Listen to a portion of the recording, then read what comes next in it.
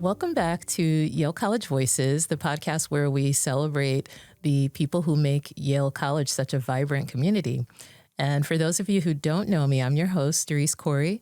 And today I have the honor of sitting down with someone whose work has touched countless students' lives, Dean Burgwell, Burgie Howard, who is Senior Associate Dean of Yale College and Associate Vice President of Student Life. So welcome, Burgie. Well, thank you. I'm excited to be here. Yeah, thank you so much. I'm so glad that, when I invited you, I wasn't sure if you'd accept, but come on. I know. The invitation's out there.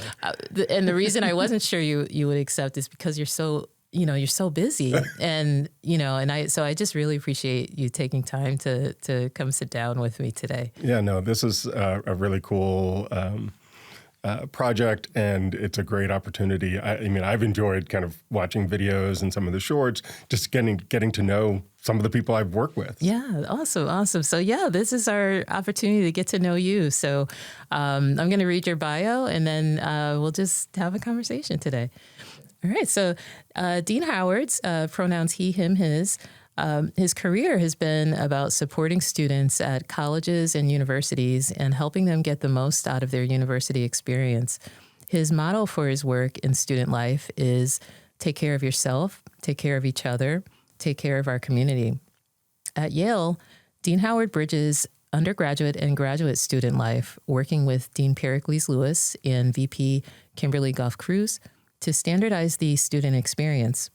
As Dean of Student Engagement, he focuses on improving campus life for cultural communities and first-generation low-income students, and he also collaborates with offices like Student Affairs and the Office for Educational Opportunity, supports off-campus life and student athletes, and oversees programs such as first-year scholars, online experiences for Yale scholars, and Mellon and Boucher scholars, Camp Yale, Family Weekend, Yale Harvard celebrations, and Safety Net.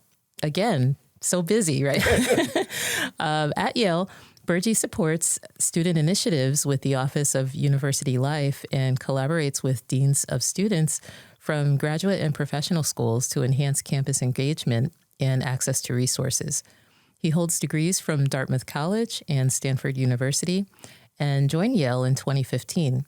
Originally from New England, he's a dog enthusiast and college lacrosse fan. I didn't know that. Previously, Burgie was Assistant Vice President of Student Affairs and Dean of Students at Northwestern University and has also worked at Bowdoin, Colgate, Santa Clara, and Dartmouth. He never ceases to be amazed at the creativity and capacity of Yale students. Awesome. So thank you, Burgie. I'm so happy you're here today and we get to know you. So first, I'd love to hear about your experience in New England. So you said you grew up in New England. Are there any sort of experiences that kind of stand out to you in terms of your childhood that led to how you lead today? Oh, wow. Yeah, I mean, I am a New Englander. I was born in Boston. I've lived for a time basically in every New England state, spent a lot of time in New Hampshire, and that's where I went to high school and I spent my summers and college. So, that northern New England is a big part. And then my first job out of college was here in Connecticut, so this was my second stint in Connecticut. But yes, I mean, a lot of different experiences, obviously, growing up in and around the Boston area, my love of particularly northern New England was really shaped. I describe myself as very privileged in a lot of ways, even though I didn't grow up with a lot of resources. Really wonderful opportunities were presented to me. And so I was kind of exposed to a lot of things through a summer camp in New Hampshire that I'm still kind of connected with, and started going away there from the time I was 8 through high school. And I worked there. And so, but then that led to the high school that I went to because there was a connection there. And then I went to the other side of the state and went to college. So, I spent a good chunk of my formative years in kind of northern New England. So, yes, I loved living in Chicago. for 10, 11 years, and I absolutely adore Chicago. But yeah, I'm a New Englander. Oh, interesting. So when you mentioned, so you grew up in New England, so it sounds like you had a lot of experience, in higher ed and, going to the camps. So were there certain things that kind of just stand out in your mind in terms of, when you think to today that kind of influenced you along the way? Yeah, I mean, it is, I'm grateful for the opportunities. And so, I have tried to, at a certain point when I first went to camp, I was there on a scholarship. And so I was so excited, and I felt like this might be my one summer that I get to do this. And so I tried to do everything. Really? And then, fortunately, I was able to come back. And but that approach to kind of like trying to take it all in and make the most of those opportunities, I think has been a kind of a driver in how I've approached the work that I do. I want students to get the most out of their university experience, whether that is in a theater or in the lab or as a student athlete, but like take advantage of this opportunity. Right. And don't limit yourself to just one aspect of the experience, because you never know how these connections will help you later in life. Yeah, that's amazing. Like looking back, in your teenage years, is there something like an experience you can recall that just sort of solidified, like, yes, this is something, this is, or at least the first time you realized that this was like the beginning of you wanting to work with students and follow this career path? Yeah, it is. It's a combination of things. So I went to a school in Central New Hampshire, in Plymouth, New Hampshire, called Holderness School, and at the time and still to this day, the school has a kind of a job program. So everybody contributes to the community, and at that time it was some kids are vacuuming the lounge or shoveling snow or washing dishes, and my dad, who grew up in kind of Central Virginia, grew up on a farm. And so he thought, great, the kids working, I love this. And they were definitely kind of a very formative kind of experience. But that idea of contributing to community, there are definitely a few things that kind of linger with me. Last night I was watching the Red Sox-Yankees game and texting with my best friend who I met my first day in high school. We had a teacher who used to, his office was right where kids would cut the corner and you'd kind of burn this little path in the grass, and it drove him nuts. And so anytime he saw a kid cutting the corner, he would kind of either pop his head out the window or something like that. And he'd be like, Mr. Howard, you cut corners now, you're going to cut corners all the way through life. And to this day, I can't cut across, but it's this idea of you have an opportunity to shape people long-term, sometimes with very subtle things that do become lasting. And there are definitely people who, I don't think I have ever designated someone as a formal mentor, but I've had a lot of people who I take chapters and have added it to the work I do and the approach that I take to students, and hoping that, I will have that impact with professional staff or with students. Awesome. So like moving into your college years, what drew you to Dartmouth? It's interesting. The high school I went to was about an hour and a half away in New Hampshire. And so one of the things that I love about Dartmouth is it's, obviously a rigorous academic environment, but it is also a very active environment. I enjoy the outdoors in all different ways. And so it's still a very active campus, and it was the barrier to participation at the time was quite low. And so if you just wanted to try something, you could just kind of jump in. And so it definitely felt it was a very good fit, particularly coming, the experience I'm building from going to summer camp and spending a lot of time in the White Mountains. And then there were familiar echoes of high school, but it was also an opportunity to be exposed to people from all over the world. Yeah.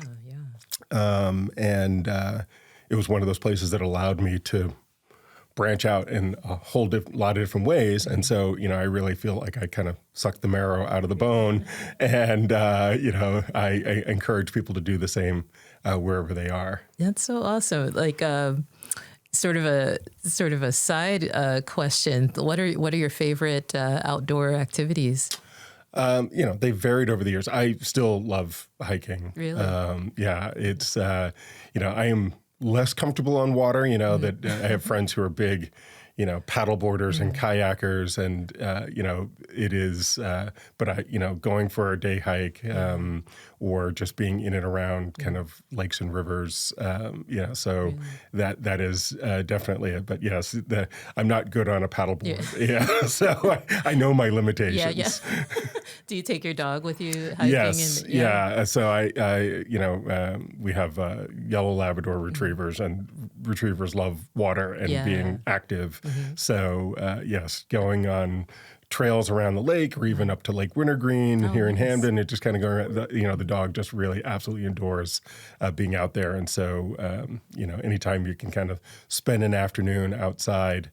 I was recently in New Hampshire, and the dog was with me, and having the time of his life, and getting muddy and wet and everything. So, he's. It sounds like he's like, how you see the videos like on social media when the dog's rolling in mud.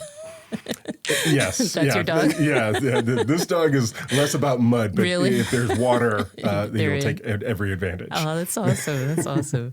When you were at Dartmouth, was there like a favorite class or particular favorite subject? Yeah. So I was kind of a dual. I was a psychology major, and then I had, at that time they didn't have minors, but it was the equivalent for environmental sciences. Oh, interesting. And so the gateway drug in psychology is psychology 101, and it's basically a survey course that kind of gives you a sense of the range of psychology.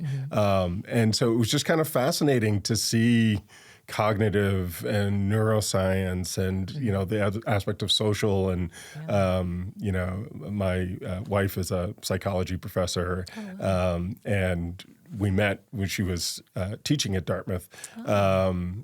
And it was very, it was my in initially because I'm like, okay, how do I talk to this woman who's like a PhD in social psychology? And some of these, my favorite professors were, colleagues of hers when she first started there. And so, but yes, I have a distinct memory of being in Christian Jernstedt's class and watching this rat, work a bar to get a pellet. That was like, really, this is how we understand the human aspects in the human brain. So. Oh, wow. Do you find that, is that something that's still like of interest today? Yeah. One of the great things about, a lot of disciplines, but it is understanding who we are and how we interact. The environmental sciences piece was people make decisions around the things that are important to their values. And so understanding what motivates people and speaks to their values then speaks to how they make certain choices. And so understanding what motivates people and what their objectives are so that you can get them to move and hopefully operate in congruence with their values. It's a combination of understanding kind of the social psychology of humans and then how people make choices. Yeah. Do you find that kind of ties into, and we'll talk about your work with students too, but that must tie into how you motivate students, right? Very much so. And every cohort of students are different and every individual student is different. But, what's in it for me? The Whiffam approach is, you need to think about that, and what the objectives of our program. And, I'll say to my team frequently, it's not so much about what we want, but it is what, the students are seeking. And I generally think that we're trying to give them some of what they want and some of what they need. And so trying to find what that looks like and what that looks like for the class of 29 is different what it looked like for the class of 25 and what it'll look different for the class of 33. Yeah. That must be so interesting to see the different classes come in and how different, how different they are just as individuals, but also, you must see sort of a wave. Yeah, it is. And you definitely see, and you'll hear faculty will say it, and you'll see it, the residential college deans will say, all right, this group seems happier, or they are more willing to take chances, or the other ones don't want to, and it is interesting that you could get a cohort and they kind of have a personality. Yeah. And so learning to work with that and be adaptable. And that is, I think, the other aspect of working in student life is, there's never a dull moment. I'm always, been doing this for quite a while now, and I'm always surprised when something pops up that I've never encountered. Right. But, something like that happens all the time. Yeah, I can imagine. That's so fascinating. So like transitioning to Stanford, your graduate school, was there like a new worldview or something you gained that you just didn't imagine before attending Stanford? Well, and part of the choice, my advisor at Stanford was a guy named Jim Lyons, who's kind of a legendary in the student affairs circles and was longtime dean of students there. And I was choosing between a couple different programs, and Jim called me, and he was very kind of practical, and he was like, you're a New England guy, I get it. And I was looking at, some schools in New England, and he's like, you're probably going to end up working much of your career in the Northeast. But when everyone who's out there applying for jobs, how many people are going to have, a Harvard degree or a BU degree or a Vermont degree? And how many are going to have a Stanford degree? Just, you'll stand out in the pile. Yeah.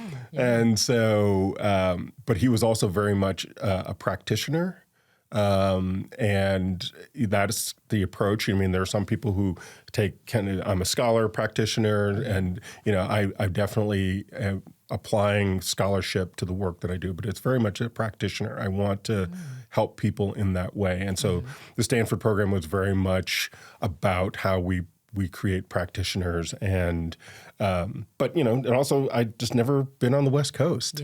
And so just understanding the difference in weather and architecture, and it was also interesting, growing up in the Northeast, the Latino population that I was exposed to was largely Puerto Rican or maybe Dominican. And so I had really not interacted with Mexicans or, in the Northeast at the time that I was coming up, many people who worked in kind of service roles were Black, whether they were, African-American or Caribbean.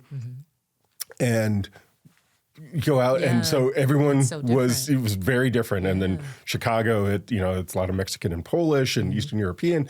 And so, but it was like, wow, okay, things are a little different here. And understanding education in the California, which has a really rich public educational system, was a really informative way to kind of perspective to kind of bring back, and having some understanding of the students who come to East Coast schools and what their experiences were before they arrived on our campuses. Wow. And I can only imagine that must be such a, like you said, arriving on campus, and it's like a different world, and you're trying to fit into it and figure, navigate your way around the resources and the campus and so and on. I've never worn shorts to class in February. That I have my parkas. Yeah. I have an extensive coat collection. So this Right. idea of like, all I need is a hoodie, and I know. I can ride my bike everywhere. And, Wow. So Different life. But like I wouldn't even imagine, because I haven't visited either, and I can't even imagine taking myself out of the whole New England, life. yeah, So, and Stanford has it's evolved and very much in the not only the STEM areas, but also kind of the entrepreneurial space. And so it's just a very different than kind of a traditional New England college. Yeah. And so it was just kind of fascinating to see other university models and just be exposed to kind of how universities can be different. yeah. And I imagine, and again, we'll talk more about your work now, but I imagine that you must sort of share that with students to kind of, so they don't stick to one area. Like they explore other schools, or they explore, maybe explore something on the West Coast, and getting outside of their comfort zone. Very much so. Yeah. It's interesting, in fact, my niece contacted me this weekend. She's like, oh, my neighbor's got a daughter who's looking at Yale and Dartmouth. Would you talk to her? And I'm happy to have those conversations. And so, I will talk to them about the schools they mentioned, but I always encourage them to explore, are you looking for a large school or a small school experience? And, I love places like Carleton College and Pomona College. And so I said, your kid that's from, North Shore of Boston, everybody and their sister's going to be applying to Yale and Dartmouth and Middlebury. Check out these other places, and you could discover that it could be the thing that kind of kickstarts your whole view of the world. Wow. And that's so deep, because when I think back to my years when I applied for college, that wasn't even on my mind. I was so, at the time I applied, I stayed here in Connecticut, and my reason was mainly because, at the time I didn't want to burden, I felt like I would burden my parents because of the cost, but not even having an idea of what the cost, I was young and, you know what I mean? Like I had no idea, and I guess assumed that, it must cost a lot of money to go elsewhere. I don't want to burden them, so I'll stick around Connecticut. And I turned out okay, but a little more than okay. But I regret not experiencing college life outside of, I was a commuter student, and it's a very, very different experience as opposed to exploring, another campus. And I regret doing that sometimes. Well, I mean, and there are good choices. And then, I have friends who had a similar experience, and, now, their passport is Just busy all because over. they're saying, okay, I'm going to have this experience, but it's, we just had an admissions visitation weekend this past weekend, and students from all over the country come, and particularly a lot from the Northeast Corridor, but we flew students in as well. And again, getting them to consider a different, yes, your friends are going to the flagship institution or the community college. Consider this, and what are the pros and cons of that? And, there are some expenses. If you're coming from California to Connecticut, there's travel that you don't have when you're just, getting a bus pass going, Right, exactly. So there are costs, and weighing what those benefits are and who you might encounter. And, so the conversations we're having with these students and their families is to say, yes, you can go to the flagship institution in Michigan or North Carolina or wherever.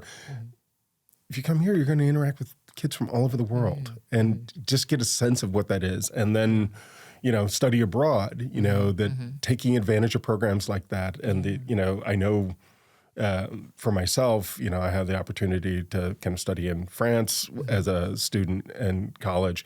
And, for my parents, it was, kind of the realization of kind of a dream of like, I can't believe I have a son who's studying in Europe and getting to travel. And, both my parents were in education at different times. And then my dad worked for the post office for the last kind of 20 years of his career. And, apparently at his retirement, I got to meet a lot of these people that I'd always heard, about, there's Bob at the job. And so, but they would all come up to me and they were like, we all vicariously lived your experience, because your dad would show us the postcard and talk about the experience. And, realizing that for a lot of people, they don't have that opportunity to kind of go beyond, that couple hour radius. And so, recognizing that you're kind of caring a bit more, and what a gift it is to be able to have that opportunity. Yeah, that's so amazing. I love that, because I agree, like that, we'll talk about the programs you've helped put into place here, but they're so important because as students, you don't, when I think back to my experience, like I said, I was naive, and I was always concerned about burdening my parents. So I just didn't, there were a lot of things I didn't explore, because I just thought, it will be too expensive, or, they'll, whatever the reasons were. And, like fast forward to today, like you just said, I didn't realize. So I started a doctoral program over the summer, and first in my family to do it. Thank you. And same kind of story. Like I didn't realize. I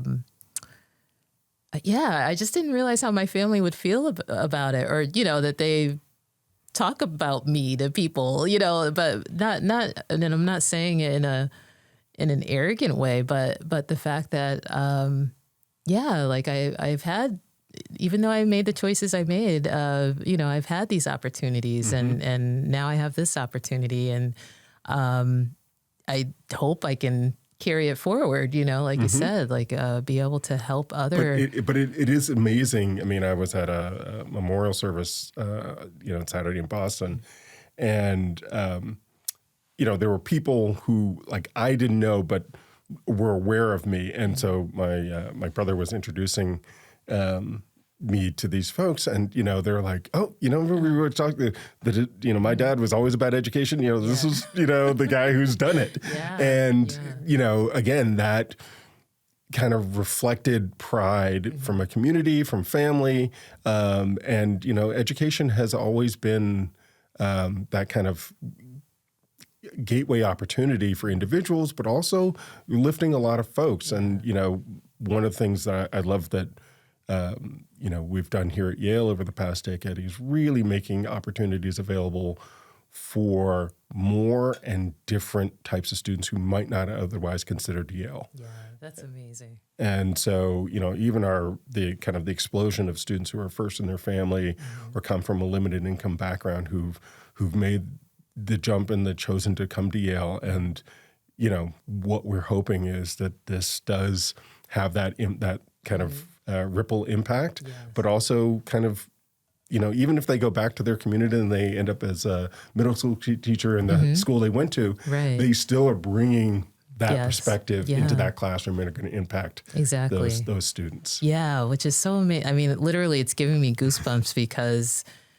to have, as you were sharing that, I saw some of the, I guess that was from the first weekend when students arrived, and they did these profiles on the social media channels for Yale, and these were students who, they recorded little snippets of what is it like to be here, like now you're here, and I of course don't recall the student's name, but she shared that she never thought that this would be possible, and it made me teary-eyed to think, like, she's like you said, bringing the story back to her community to let other students know of what could be possible, and it's like, that is so awesome, like that is so amazing, and just continuing that cycle and building the next, our next generation of leaders, and that's just so cool. My favorite kind of guilty pleasure in the spring is, now that everyone's got a video recorder in their pocket, yes. That there's this trend for the last few years of people recording when they open the email for college acceptance. Yeah. And so, I admittedly, end of March, get online to see these reaction videos when these people get accepted to Yale, and what it means for the student who's worked so hard, what it has meant for their families and their friends who are so proud of them. And so, March can be kind of a grim time. And, we got the last push, here. And to see what this opportunity means as a kind of a culmination of a lot of work that they've done and sacrifice. And, there are students who are commute, to high schools, and they're like, oh yeah, an hour and a half, 2 trains and a bus to get to school. And I went the other place to be in this play, and then I did this community service thing, and then they get here, and it's exciting when that moment hits, but also when they start to kind of geek out and realize that they were the only person who was interested in something, and now they realize that there are a half dozen other people who are equally excited, and that's one of the things that Yale provides them. Yeah, that is so amazing, and it's so cool that we get to be part of that in some way. I'm gonna sort of fast forward a little bit, into your early career before you joined Yale. So you were at Bowdoin, Colgate, Santa Clara, Northwestern, and then now Yale. So what were some of the common threads that you've seen in terms of student life across those campuses? I mean, I've been very fortunate, all of the schools, these are top students. So these are highly selective places. Excuse me. There's a level of curiosity that exists there, but this willingness to kind of take advantage of what the place has to offer. Yeah. And, again, a place like Bowdoin or Colgate, which are much smaller, Dartmouth is kind of a middle-sized, Santa Clara is a smaller university, but it was my first opportunity to work at a Jesuit institution, which is a very different approach to higher ed. But I love many of the principles of Jesuit education and how that applies as great kind of guiding principles when we think about creating policy and type of community that we want to help shape. So, for me, I think, I've worked in, student activities. I've, done arts programming, student conduct, I've had many different roles. And so all these pieces kind of fall into place when we get here to Yale. And my job has been kind of constantly changing. The other duties as assigned line on my job description is broad. But the experiences from working at these other institutions all come into play.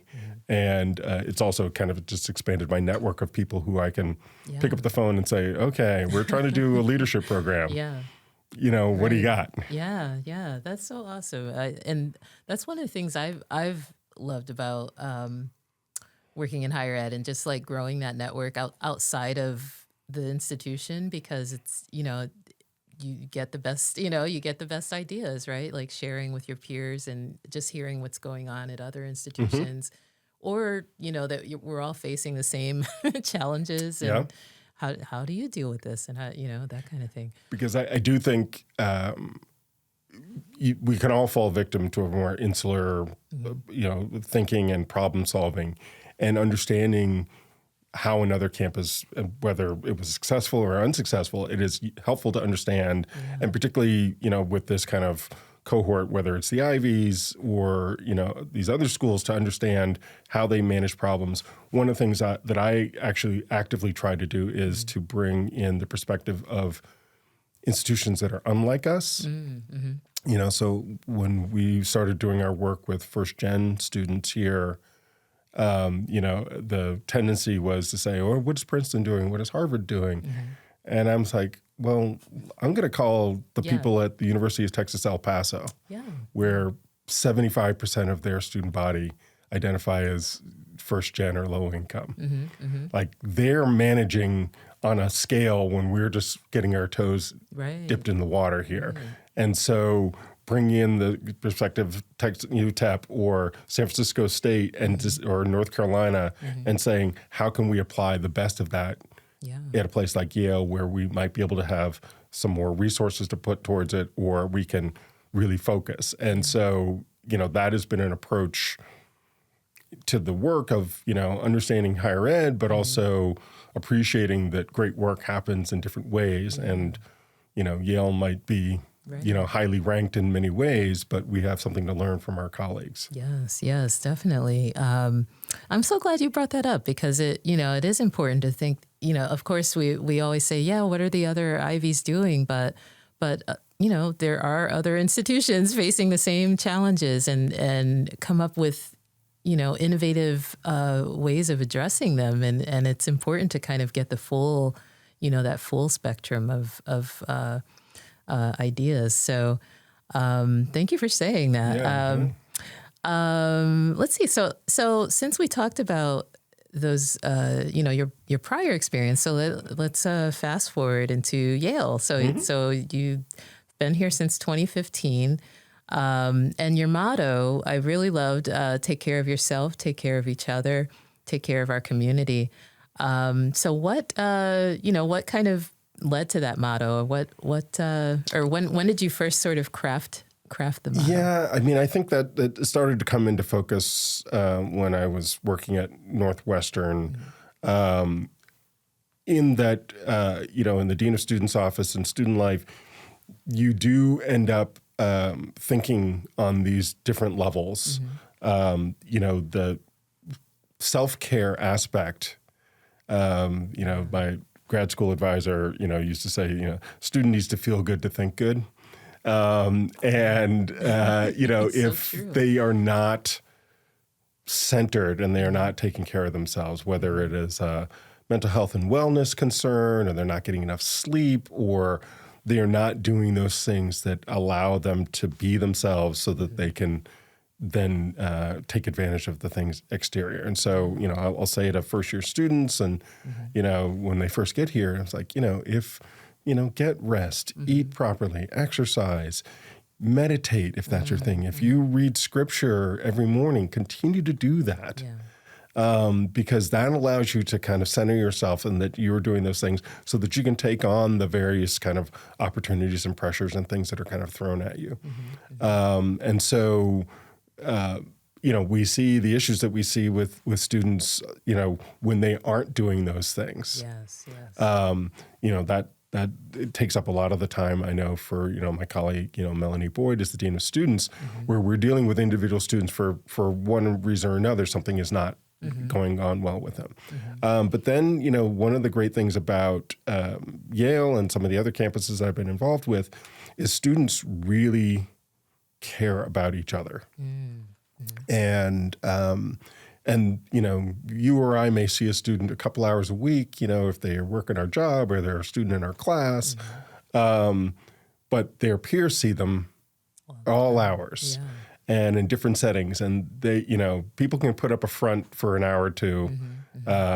But when you see the person who is normally gregarious and making jokes and they are now kind of by themselves and kind of sullen, that care for each other is so important. They are the eyes and ears. They are the people. And, I think all of us can think of, there might be a faculty member or an administrator who kind of looked out for us at some point in our lives. But it was always kind of our friends who kind of bucked us up and kind of helped to keep going. And so when students are kind of caring for each other and you kind of create a culture where you feel you have a level of responsibility to the people around you and their success. Taking care of each other is such an important aspect in how that plays out. And we see that here at Yale with our FROCOs and all our various peer leadership roles that students really want to have that aspect. And then really care for community. Obviously, sometimes getting your degree is a kind of a selfish thing. What am I interested in? Art history? Is it language? Is it science? But at the same time, we do have a responsibility to each other. And, when you're tucked away at a school like Bowdoin and you're, coast of Maine, you're kind of, the community is the people who are right here. But when you're at a place like Yale, when the community is not only the Yale community, but it's the New Haven community. And what does that mean to be part of a community and looking out for the people in that community, whether it is a fellow student or it's just a fellow human here in the city that we live. And so that there is that responsibility that goes with, and, when these institutions were all established, in the 1800s, it's still a privilege to have an opportunity to go to university, but people were doing it to have an impact on their communities. I'm going to school to become a doctor because my community needs a doctor, and or I need we need a pastor because we're expanding into a new territory. And that's why, so that responsibility to community is a big part. And we know that many students come back and they're very much thinking about, well, I'm going back to the reservation to help people like myself, or I'm going back to my country and I really want to improve this infrastructure. And the reason I came here was to earn this degree. And so taking care of our community being that other aspect. So starting with self, thinking of others in that more altruistic aspect, and then thinking of the larger responsibility that you have with this privilege for education. So how that means for you or for me or for someone else will take a different form, but as a kind of a framing of what we hope to achieve while they're here at university. Yeah, that's so deep. I and I love that because I think, even when I think back to my years when I was applying for college and my sort of what I thought Yale was about, at the time, I just thought, oh, you only go there just to focus on your focus on your academics, get this degree, and move on to big things in life, and in my mind, it didn't include taking care of yourself. You know what I mean? Like trying to achieve that. I didn't think, I think back to my early college years and staying up and, studying like crazy. I didn't take care of myself. Yeah, so some of this is aspirational, definitely. Right. And it's important, like you said, to remind students of that, but also, like you said, the community, taking care of each other, looking out for each other, especially if someone's struggling, I think is so important because it's like this is your second home, right? You're home away from home. And, I can't imagine the feeling of being isolated, especially, being, hundreds of miles away from home. And it's just so important to have that close-knit community here. And learning to interact and live with people, unlike yourself. I mean, it's interesting as students get older, you tend to, you start with a very kind of wide circle, and your circle of friends and close gets smaller as time goes on, which is understandable. Right. But that idea of interacting with difference and, for many people coming to college is the first time that they have lived with anyone who is not a family member.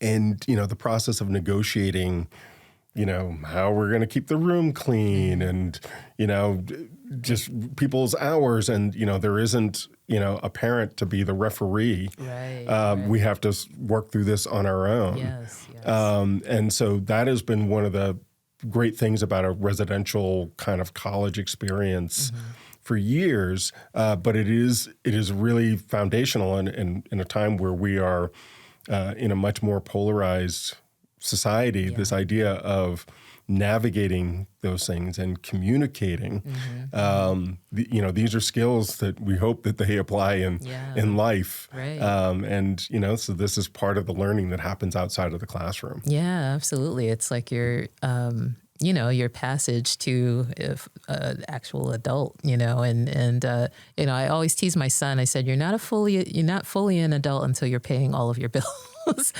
but like there are things along the way where you have to make tough decisions or learn how to advocate for yourself, communicate with others. And that's a really, my son is 22 and it's not easy learning to navigate, all of those things.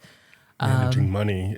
Money. Oh my gosh. Yeah. That's, I was saying to some families this weekend, I was saying, one of the things that I think parents and other adults have not been great about is talking about money, whether you have a lot of it or you have a very little amount of it. I think there's a real tendency to kind of shield some of those realities from children and from our students. And that you get conscientious folks like yourself who are like, I don't want to be a burden. Yes. And then there's some kids who are very happy just to burn through all their parents' money. And, it is an interesting exercise when you say, okay, well, we're going to talk about budgeting. And yes, getting some boba every afternoon, sounds awesome. But, you also need to pay for textbooks and other things, and you have to have a train ticket home. And, so this is also part of what we are trying to teach. And then, you mentioned safety net earlier. That is definitely one of those things that I'm proud that Yale has really kind of created a really robust model for. But, there are times when life lifes you. Yes. And, a 19-year-old, doesn't know how to navigate that. And I'm grateful that we're in a place where we've been able to help students when those moments happen, when those unexpected expenses occur, and be able to step in, because I think each of us can remember that moment where someone did something, that, whether it was, the bag broke and all the oranges are all over the ground and someone stepped in to help you and got you another bag or something like that. Or, uncle slipped you $40 and that was, kind of got you through. Yes. Yeah, it's so true.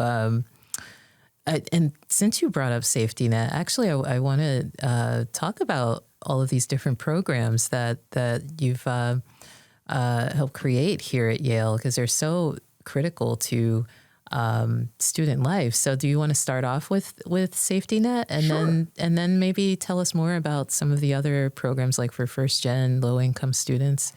Yeah, I mean, I always talk to people that, we've had first gen folks at Yale since 1701, there was always someone who was the first in their family. You talk to alums, from the 50s, 60s, and 70s who were here, and there was not a lot of support. And oftentimes they were on their own. They were unaware of who else was in their situation. And this is still true, that students always feel that, everybody went to a private school and everyone's got tons of money. And the reality is, that has not ever been the case, but it is less so now than any other time. And there's always been individual faculty and staff and who've kind of helped individual students. But the concept behind Safety Net was to say, as opposed to just the luck of the draw that you happen to connect in with a relationship with someone who is willing to help you, how can we systemically support this and be more consistent? And, one of the things that when I was kind of being recruited to come here was there was an inconsistency in the experience, depending on who you happen to connect in, what department you were in, what residential college you were. And we wanted to kind of smooth out those without taking away the uniqueness of any of those experiences, but making sure that if you were in Pearson or if you were in Murray or if you were in TD, there were certain things that were kind of consistent that you could count on and that were accessible. And so part of the idea behind Safety Net was lowering the barrier to participation and helping people have a more consistent experience. And, again, we demographically, we see more of our students coming from, different parts of the country and different parts of the world, thinking about the little things that can be a barrier. Yeah, And, yeah. you know, I kind of joke, I own way too many coats. You know, I say I have coat for every 5 degrees of temperature and weather condition. Right. But, you know, again, that's something that Yeah. comes with growing up in New England, where I'm used to varying weather. Yes. But the realization that there are many students who come here, if you come here from South Florida or Arizona, you've never encountered anything below 50 degrees. Right. And let alone snow and sleet and things like that. And so the process for coming up with the money, you know, helping assistants making those choices, safety net being an avenue for to make sure that we can take care of that need. And then really then part of the work we do with the first year students is to help them figure out, you know, so we'll take a group of students shopping over fall break, you know, who are FGLI students, will take them to a mall or outlets or something like that.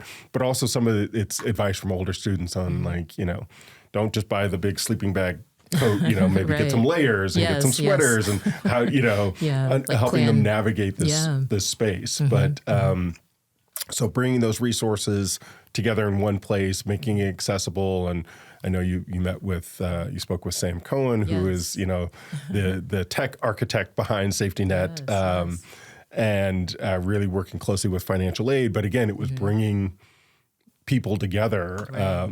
You know, the impetus for me was my first year here.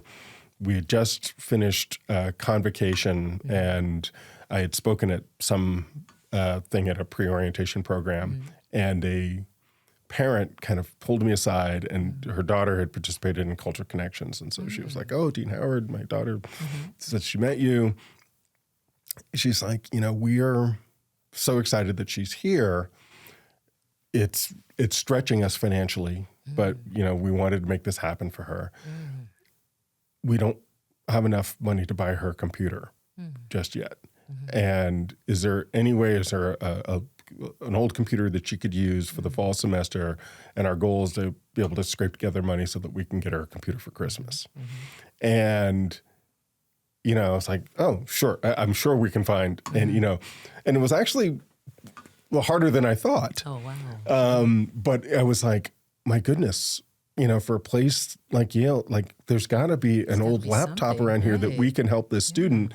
And it was a realization that even students who've done everything and they've worked very hard to get here and families are stretching, there's still going to be gaps in their experience that are kind of essential to their degree progress, but also just feeling that they belong here. And so how do we make sure that that is not one of those things that a student is worrying about when everyone in the roommate is on their laptops registering for classes, and you're like, oh, I used to use the computer at the library or at school. I don't have one, and everyone's registering online for class. You know, so how do we address those concerns so that people don't feel that they're starting behind, but they can also participate? And so, you know, whether it's a winter coat for everyone who of a certain economic level or coming from a certain region, or technology, you know, that these are the essential things that you need to participate. So that was kind of the motivation behind Safety Net, and then partnering with financial aid and people like Sam and others to kind of make this a reality. It's kind of a gold standard for how, you know, managing emergency funds. Yeah, that's amazing. I was like, when I first saw it, I was like, that's fantastic. Because like you said, it was great that the parent sort of pulled you aside, but then there are students who maybe, you know, they may be too shy, or they may be or feel embarrassed about not having whatever resource they need, and won't speak, you know, maybe they just don't speak up. You know? Their families are like, we're so grateful that our daughter's here at Yale and the financial aid, but, you know, they would not feel comfortable going up to a dean and kind of admitting that, like, we don't have another $2,000 to help our daughter, you know? And like, so that took a level of humility, on the part of this parent, but, she's doing what she's got to do to help her daughter succeed. Right, right. That's amazing. I love that. We could probably go down the list, but we'll run out of time. But tell us more about some of the other amazing programs. These are all kind of all connected. And again, we talk about lowering the barrier to participation. So Onexus, which is Professor John Hall is the director and really runs this program. But we wanted to make sure that regardless of what your high school experience was, we always say to students, the admissions office didn't make any mistakes. You aren't here by accident. We recognize that, some students had opportunities, they had advanced level mathematics in their high school, and some school, they were kind of topped out at algebra. Right. Let alone calculus. Yeah. And so we want to help smooth out those differentials so that when they enter math courses or, biology or chemistry course of physics where you need this mathematics, that, you can get up to speed and then be able to move forward. So, programs like Onexus or the First Year Scholars Program, FSY, are programs to help people kind of get to the starting line, get comfortable with accessing the resources that we have available. And so, one of the things I love about the FSY program, it's grown, it's threefold since we've been here. They bring approximately, 9,500 students here for 5 weeks during the summer, taking, the English Court 114 class, which is kind of our foundational writing course and getting used to college level writing. And then really our kind of a QR course to really help them get their quantitative reasoning skills, no matter whether they're social sciences or physical sciences. But getting them up to speed and the difference between their high school and what the college, but also getting accustomed to a residential living. And how many students did you say? So this past summer we had 96 students participate in FSY.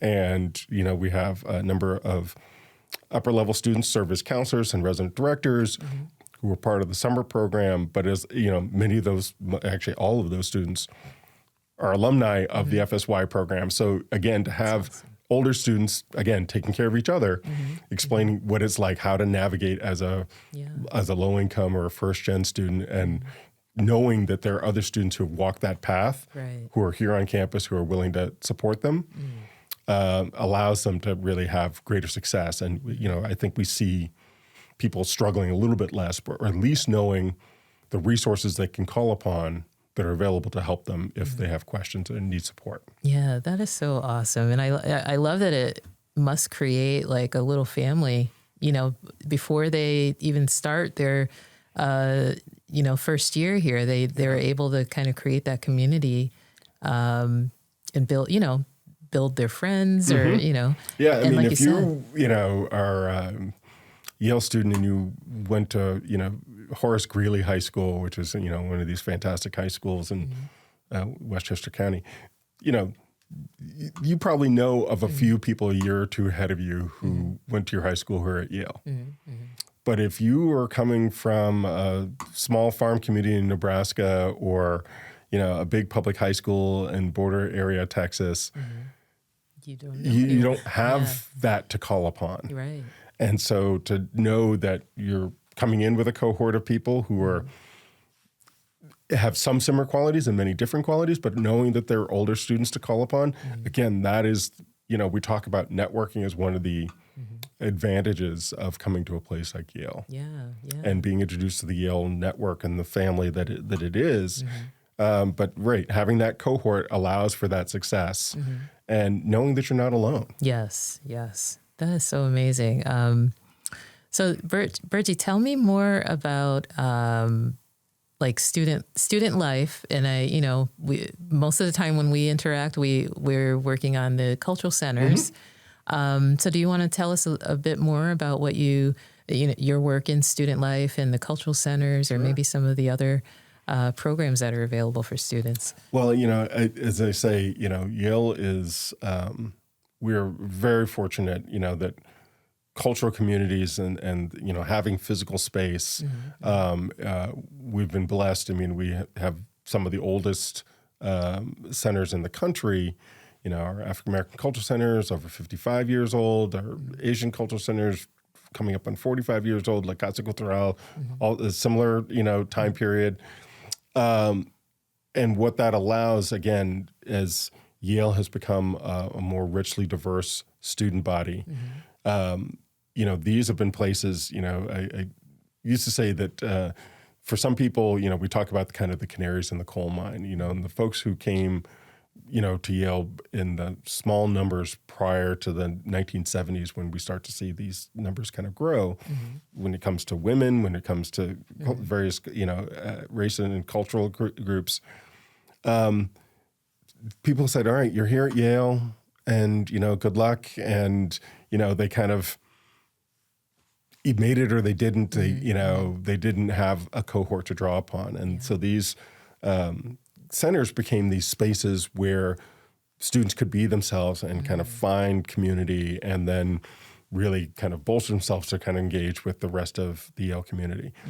Now, one of the great things as, the classes become more diverse is these are just one of the many places that students feel comfortable. Right. They're engaged in the CCAM and they're on the residential college board and they're, on the club rugby team and they're doing all these things and they hang out at La Casa. And it is an opportunity to, these are umbrella communities. And so, there isn't a monolithic, so they're learning about different groups. I remember coming by the Native American Cultural Center one Friday night and, they're like hand games that students play with, but every tribe has a different take on these games. Oh, interesting. And so the students were kind of learning, they're like, as Ojibwe, we kind of do it this way. And they're like, as Cheyenne, we do it this way. And so they're learning about the differences within kind of a broad cultural group. Oh, that's and, we see that them learning, from each other. And again, that helping to understand. So these are spaces for students who identify in that way, but it's also for students who are seeking to learn more about a culture or I'm going to be traveling or my family, my parents work in the energy industry and we grew up in the Middle East and, but I'm a, white Irish guy that, grew up in Dubai. Okay. Right. But like, I feel culturally connected to students who are from that region or grow up from that identity. And so I'm comfortable going to the Mina CC and I'm eating the food and hearing the music and the language. And so, that is what we're trying to create. And we're trying to help people understand that these are university resources and that they're an opportunity for everyone to learn. For some people, it's very centering because it feels it's something that they closely identify with. But for others, it is a learning opportunity for everyone. Yeah, that's amazing. And I love that about the cultural centers because, like you said, it's open to everyone. And, you have an opportunity to just, get that exposure to something different, something that you can learn from. And that's so amazing. Are there other parts of student life that you're also involved in, which is everything, right? This is the other duties as the a other sign stuff, part. No, I mean, obviously working with, our student affairs colleagues, whether it's on, things like Yale, Harvard, which, the game. Yes, which is, if you're not a Yale or Harvard person, it is a very unique kind of rivalry. Yes. The Dan Smith in the Yale College Business Office and I often joke that, never in a million years would I have thought to host my rivals, when Michigan, Ohio State, get together, living in the Midwest, friends, in Michigan, if they were going to the game in Columbus, would leave their car in the Michigan side and then would rent a car in Ohio because they didn't even want Michigan plates driving into Columbus. Oh my gosh. Other places, they will they, like they will remove all the O's Oh man. from all the campus paper and the menus and everything the week of that game. This rivalry. Yes. This idea that you're going to host, you're going to have them stay in your residential college, and we're going to feed you, and we're going to have a cocktail party together. Right. Is just a very genteel kind of rivalry, and it's been going on for 142 years. And so it is, one of these things that high expectations. It's also Yale's homecoming. And so it's meaningful for, generations of alumni coming back and reconnecting with the place and with each other. And it is quite amazing. I mean, the Yale Bowl itself can hold, 65 or 62,000 people. Yeah. And we bring back 55,000 people for this event. Wow. So, despite 142 years, one of the things we've learned is, when you host it every other year, people kind of forget what we did. Yes. And, whereas, at Ohio State, this is a regular Saturday afternoon. We do it once every 2 years. Right. And so, again, trying to provide some consistency of, how we get communications out to the students, how we get communications out to alumni, making sure that it's safe for folks. So trying to make sure that these major events and, some of the experience I've had in my career doing kind of events in different settings, family weekend, Yale Harvard are some of these things where we've tried to bring these things. And, family weekend, when I first got here, parents would come a nice Saturday afternoon. Now we're seeing parents who are coming for 3 and 4 years in a row, and the number of programming and things that happens has really stepped up. And Juliana Yee has done a really wonderful job managing that program. Yes, that's amazing. When I first started working at Yale, I was with the Alumni Association, so we had to work the game, right? And what I found so fascinating was being on the other side. It's one thing going to the game as like a patron, but seeing the other side of all the work that goes into, every piece of this event. And it's, to me, it's just so fascinating watching like all of these things come together, like all of everyone's work, coming together to make it happen. And, realizing like, I am part of this, and making it happen in some way. Because it's a meaningful gathering, whether you're a sophomore or you're 40 years out. Yeah. And so the work from the alumni office and the athletics and security, but just to have this kind of seamless experience. Right. And, anyone who's ever done any event planning knows that when, it's that, the ducks smiling and the feet are going crazy. Yes. But, that's our goal is as much as possible for people to experience a very seamless experience. And we know that there are lots of people working like crazy to make sure that those things happen, whether it's a major event like commencement or, it's something like the Yale Harvard game. Yeah. That's so amazing. So Burgie, we could probably go on for 2 hours talking about, all the different programs. But I'm curious, so coming back to you, your motto, take care of yourself, take care of each other, take care of our community. So how does Burgie take care of himself? It's do as I say, not as I do. Yeah.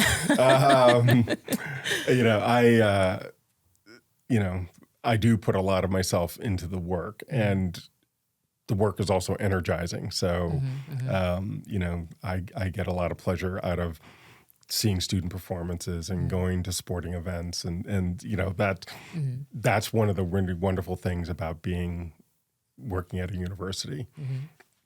I went to, a lecture last week and a college tea. So these are the things that kind of recharge me along the way. The other piece in terms of, when I'm not here, yes, I'm at home, I'm with my dog, I played lacrosse in college, and so I'm a fan of our women's and men's teams here. But I also referee high school lacrosse here in Connecticut. And so wow, that's, I didn't know that. yeah, so that's in the spring, which makes spring extra chaotic because I'm doing 3-4 games a week. Oh my gosh. Because it's a kind of a short season, but it's just nice to kind of get out there and not be thinking about Yale for a couple hours on a Tuesday night. And it also, kind of gets me connected with area high schools and different things. So it's, a couple times I've run into Yale like faculty and staff whose children are at the school, and so they're like looking like, I know the referee. Right. So is that Burgie? Right. That's so cool. That's so interesting. And it's important, right? To, like you said, to keep sort of just, not just grounded, but just having something away from, you know, what you do day to day.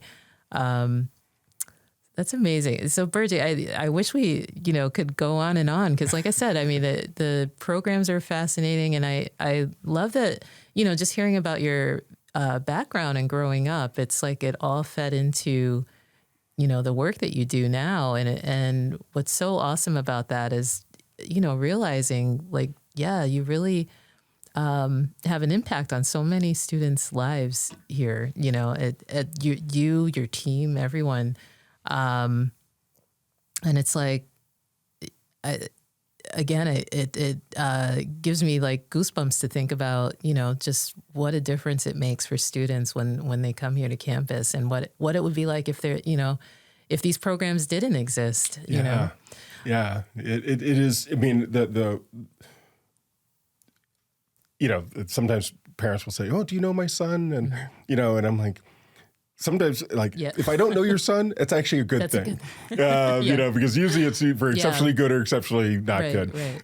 If they're just living their life, that's fine. Yes. But, these are important things. It was an important part of my own experience as a student that, being involved on campus and in campus activities and different things, and that's been a formative part of the learning. And so I remember asking my class dean, how do you end up doing what you're doing? Yeah. Because they had an impact on my life. And so this is an opportunity to kind of pay it forward. And whether folks know that I directly had an impact or it's an indirect, and other people are the ones that, they are closest to, making sure that people continue to have that opportunity and take advantage of the Yale experience. And if they're thinking about Yale 10 years from now, what were the things that they reflect on, and these opportunities, whether it's FSY or someone got me a winter coat, or, I had a great time when we beat Harvard, my senior year. Right. That is part of the college experience, and that I want to make sure that people are getting the most out of it. Amazing. Well, Burgie, thank you so much. This was fun getting to know, the man behind the man behind the scenes. And thank you so much for sharing your story, because I think it's important. Like I said, just for staff to get to know who you are, and where you're from, and how you approach your work. And I think that students definitely feel the impact of your work in terms of making Yale feel like home to them, and it's so important to their journey here. So I just thank you for taking the time today. No, this was good fun. I was excited when the call came in, and so this is my PR team. Yes, me. Well done. But this is a really wonderful opportunity. Oh, and, thank you so much. I really much. Enjoyed the conversation. Awesome. Thank you so much. I enjoyed it as well. And, again, for our listeners, I thank you for your support and sharing the different stories. And I hope that you all enjoy the conversation and share it with a friend, share it with your colleagues. You could find us on social media. So you can find us on Facebook, Instagram, all those things. And the podcast episodes are on all the sort of major podcast platforms. So until next time. So thank you so much, Burgie. Excellent. Thank you. Thank you.